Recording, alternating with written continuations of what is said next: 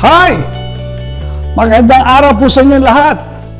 Narito naman muli tayo sa ating programang Life Guide. Ang ating paksa ngayon ay tungkol sa pagpapatawad. Mahirap magpatawad kung hindi mo nauunawaan kung bakit kailangan mo ang magpatawad.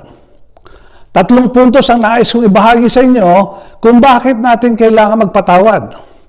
3 T. Una, kailangan mo magpatawad upang tumanggap din ng kapatawaran. Na maliwanag ang pahayag at pangaral ni Jesus doon sa Mateo 6:14 hanggang 15. Ito sabi, sapagkat kung pinatatawad ninyo ang mga tao sa kanilang mga kasalanan, patatawarin din naman kayo ng inyong Ama na nasa langit. Ngunit kung hindi niyo pinatatawad ang mga tao sa kanilang mga kasalanan, hindi rin naman kayo patatawarin ng inyong Ama sa inyong mga kasalanan. Napansinin natin at tandaan ang pahayag, no? Makikita natin dito na kasali o involved ang Diyos sa lahat na nangyayari sa ating buhay. Sa alam natin yan o sa hindi. In any relational issue, God is actively engaged. Huwag natin akalain na tulog o walang pakialam o hindi nakikialam ang Diyos sa mga pangyayari sa buhay ng bawat isa sa atin. Alalahanin, Diyos ang hari, hukom at may kontrol ng lahat. Diyos ang babalanse sa mga galaw at desisyon ng bawat tao. Ibinahagi ni Jesus ang isang talinhaga tungkol sa paghahari ng Diyos sa Mateo 18. Ganito sabi, may isang hari daw na nais ayusin ang mga utang ng kanyang alipin.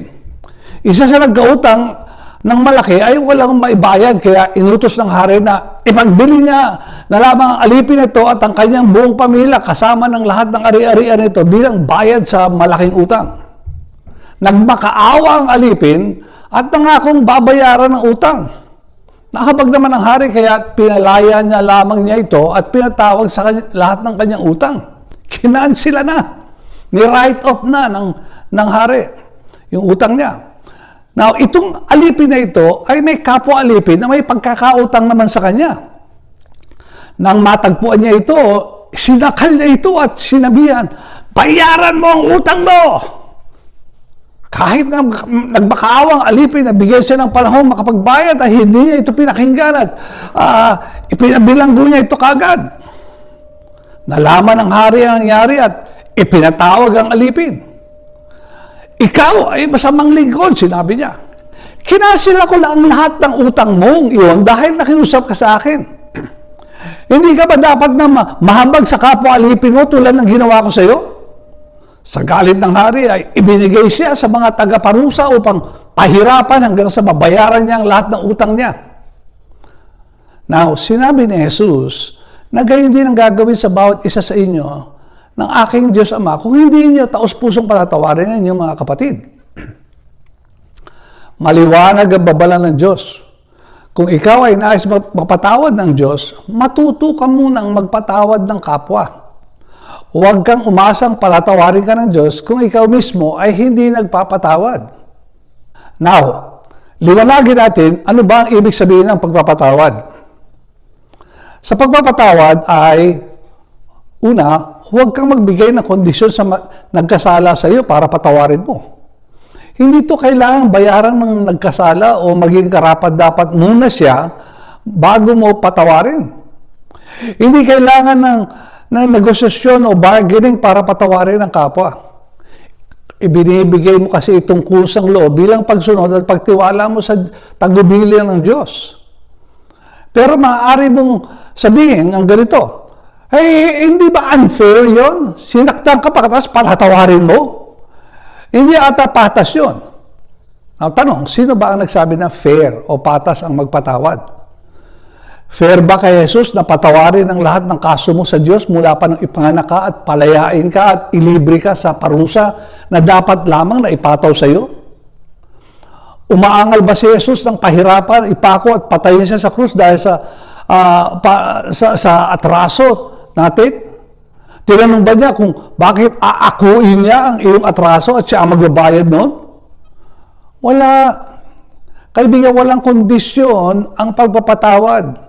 Kailangan mong ibigay ito ng libre. Ikalawa, hindi ibig sabihin baliwala ang bigat ng kasalanan na nagawa sa iyo kapag nagpatawad ka. Sa pagpapatawad, hindi mo minimize ang kaso. Hindi mo rin isinasantabi ang nagawang pananakit ng iyong kapwa. Gaya ni Jesus, hindi binabaliwala ng Diyos ang bigat ng kasalanan natin. Sa totoo lang, sadyang mabigat at masakit ang kasalanan natin, pero hindi niya inilagak ang pagganti at pagparusa laban sa iyo. Kung hindi sa kanyang bugtong na anak, inilagak yun. Kaya gayon din naman, hindi mo binabaliwala ang bigat na nagawa laban sa iyo. Pero gaya ni Jesus, hindi mo na binibilang ang nagawang pananakit sa iyo laban sa nakasakit sa iyo. Now, ikatlo, hindi ibig sabihin na ibabalik mo agad ang dati mong relasyon sa nanakit sa iyo. No? Kapag nagpatawad ka. Magkaiba kasi ang pagpapatawad sa pagre-restore o panunumbalik ng inyong relasyon. Ang parte natin o parte mo ay patawarin ang nakasakit sa iyo. Ang parte ng nanakit sa iyo ay ipakita naman na totoo ang kanyang pagsisisi. Responsibilidad niya, ipanumbalik ang relasyon yung dalawa sa pamamagitan ng pagre-restore niya ng iyong tiwala sa kanya. Kung gusto pa niyang maging kasama ka. Now, susunod, hindi ibig sabihin nakakalimutan mo ang nangyari kapag nagpatawad ka. Imposible na makalimutan nino mang nasaktan ang nangyari sa kanya. Hindi rin hinihingi ng Diyos na kalimutan mo ang nangyari o nagawang pananakit. Ang susi ay tignan mo ang sitwasyon sa mata at plano ng Diyos upang madiskubre mo na ang masamang ginawa sa iyo ay maaari magbunga ng mabuti kung magtitiwala ka lamang sa Diyos at susunod sa kanyang sinabi. Ngayon, alam na natin ang ibig sabihin ng pagpapatawad, balikan natin yung puntos natin kung bakit kailangan patawad. Nasabi ko nga sa unang puntos natin ay para mapatawad ka rin ng Diyos. Ngayon, ano yung ikalawa? Ito, kailangan mo magpatawad upang tugunin ng Diyos ang iyong panalangin. Sinabi sa mga awit 66 verse 18, kung iningatan ko ang kasamaan sa aking puso, ang Panginoon na hindi makikinig. Malaki ang problema kasi nating tao sa isa't isa. Tiyak lagi may atraso sa isa't isa sa buhay, gawa na nga ng makasalanan tayo mga tao at prone tayo sa pagkakamali. Now, sino ba sa atin ang hindi nagkakamali? Mula pa ng ginawa ang tao hanggang ngayon, hindi nawawala ang hidwaan, alitan, sakitan, demandahan, gantihan, etc. Hindi matatapos ang alitan, hidwaan, gantihan kung walang magsisimulang magpatawad. Kaya nga ginawa ng Diyos na mauna tayo magpatawad muna bago tayo patawarin. Sa pagkatuwid, hindi tayo pakikinggan o tatanggap ng tugon mula sa Diyos hanggat may kasamaan sa puso, gaya nga ng hindi pagpapatawad.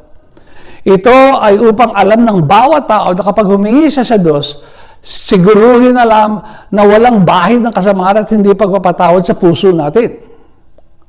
Kapag nakapagpatawad ka, nasa sa loob ka ng biyaya at awa ng Diyos. Magaan ang pakiramdam mo sapagkat walang sama ng loob at ngit-ngit.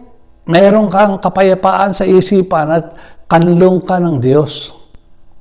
So, asahan mong pagmalinis ang iyong puso at matuwid, attentive ang tenga ng Diyos sa iyong panalangin.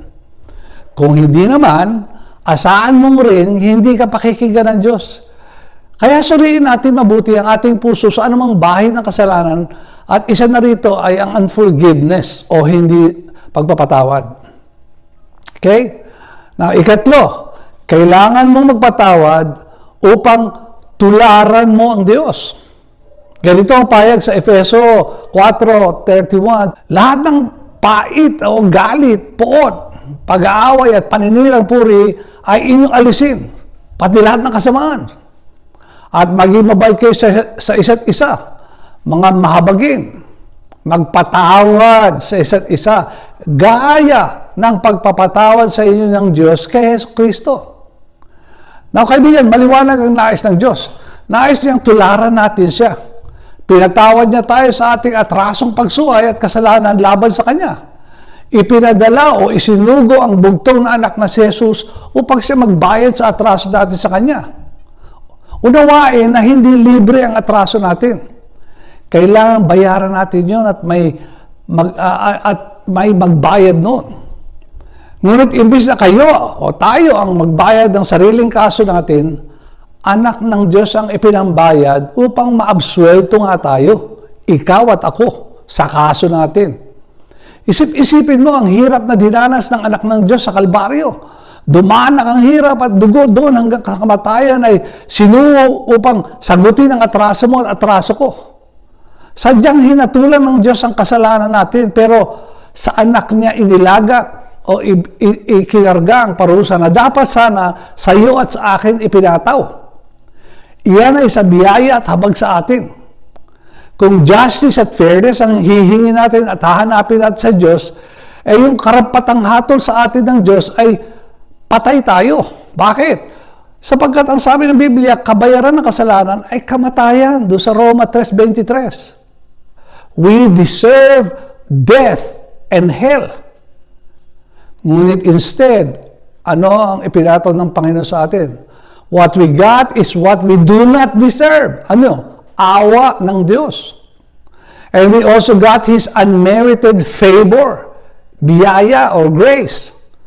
So huwag natin hingi kung ano ang fair o just sa paningin ng Diyos. No? Kailangan natin ay biyaya at awa ng Diyos at iyon ang ibinigay naman ng Diyos sa atin sa pamamagitan ni Jesucristo. Nais din niyang gayahin therefore natin ang kanyang ginawa. Magpakita tayo ng biyaya at mapagpatawad sa kapwa bagamat hindi deserve yun ang nanakit sa atin. Bigyan din natin ng pabor o biyaya kahit hindi nila deserve na mapaboran. Now, magpasalamat man o makipag-ayos o hindi ang nanakit sa atin, ganito ang sabi ng Diyos sa Roma 12:19. Mga minamahal, huwag ninyong ipaghiganti ang inyong sarili, kundi ipaubaya iyon sa galit ng Diyos. Sapagkat nasusulat, akin ang paghiganti, ako ang gaganti, sabi ng Panginoon. So, nakita mo na kaibigan, ayaw ng Diyos na ilagay mo sa iyong kamay ang paghihiganti upang ilayo ka sa kapahamakan. Siya ang bahalang gumanti para sa iyo. Maaaring gamitin niya ang mga may kapangyarihan sa lupa gaya ng barangay, pulis, gobyerno upang panagutin ang nagkasala sa iyo kung malaki yung kasalanan sa iyo. Kapag hindi naman nagampanan ng mga iyon ang kanilang tungkulin, Diyos pa rin ang bahala. Magtiwala ka lamang sa Diyos. Yan ang papel mo at papel ko at ipanalangin ang iyong kaaway at gawan siya ng mabuti. Alalahanin ang storya ni Jose doon sa Biblia, doon sa Old Testament. Si Jose at ang kanyang mga kapatid. Alam nyo, matapos tangkaing patayin ng kanyang mga kapatid si Jose, pero mo sarili niya kapamilya, ibinenta siya sa mga ngalakal sa Ehipto upang maging alipid doon. Now, sa kabila ng ginawang iyon ng mga kapatid, nakuha pang patawarin ni Jose mga kapatid. Now, bakit? Ganito ang pahayag ni Jose sa mga kapatid na umatraso sa kanya. Doon sa, sinabi doon sa Genesis 50:20. Kayo'y nagnasa ng masama laban sa akin. Ngunit inilagay ng Diyos para sa kabutihan upang mangyari ang gaya sa araw na ito, upang mapanatiling buhay ang napakaraming tao. Now, makikita na gumawa ang Diyos sa gitna ng masama at sinasadyang pananakit ng mga kapatid laban kay Jose. At ginamit ng Diyos ang masamang ginawa ng mga kapatid na yon para pa rin sa ikabubuti nila. Naligtas sila. Saan? Sa tagutom. Sa kanilang bayan. Kaya, tularan mo ang Diyos. Magpatawad ka. Kailangan mo yan. Ngayon, balikan natin ang 3 puntos. No? Kailangan natin magpatawad. Bakit? Una, upang tumanggap din ng kapatawaran. Ikalawa, tugunin ng Diyos ang ating panalangin. Ikatlo, tularan ng Diyos. Ano, kaibigan? Kailangan mo ba magpatawad o hindi? Okay, kung nais mong matutunan at makamtan ang pahayag na sinabi ng Diyos, nais kong manalangin tayo. Sumunod ka sa akin kung nais mong maging mapagpatawad na ngayon, mula ngayon. Manalangin tayo. Panginoon, salamat po sa iyong pahayag, sa mga salita mo at pagpapakita kung bakit kailangan namin na maging mapagpatawad. Tunay nga, Panginoon, patawarin mo kami sa aming mga kakulangan, pagkakasala laban sa iyo. At tinatanggap namin ang ginawa ni Jesucristo na siyang nagbayad ng aming mga pagkakautang at kasalanan laban sa iyo. At kinuha niya, imbis kami maparusahan, siyang naparusahan. At kaya ngayon, kaya tinatanggap namin siya bilang Panginoon tagapagligtas. At nawa sa kapangyarihan ng Banal na Espiritu, turuan mo kami maging mapagpatawad mula ngayon hanggang kailanman. Salamat sa iyo, Panginoong Diyos, sa iyong pagpapatawad. Kay Jesucristo lamang. Amen and amen.